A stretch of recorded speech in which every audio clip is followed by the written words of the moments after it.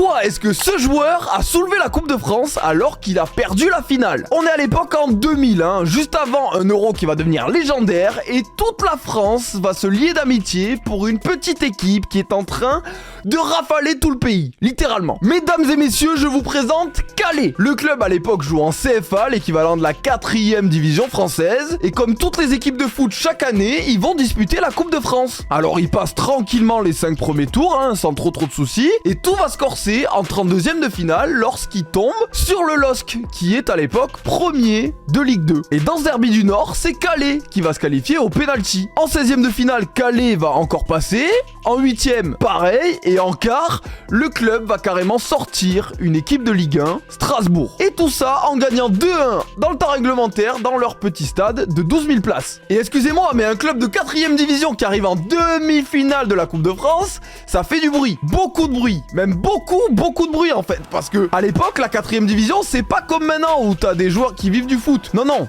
À Calais, là, dans les titulaires, t'as un gardien de camping, un peintre en bâtiment, un agent de sécurité, et tout le foot français commence à regarder vraiment de près l'équipe de Calais. Alors on peut se dire qu'arriver en demi-finale, c'est déjà bien. Surtout que là, normalement, ça va prendre fin, vu qu'ils reçoivent le champion de France en titre, les Girondins de Bordeaux. Et sur le terrain, malgré les Ulrich Ramé, Dugarry, Lasland, Mikou, ça va pas suffire. Et le match va se finir à 0-0. Et en prolongation, Calais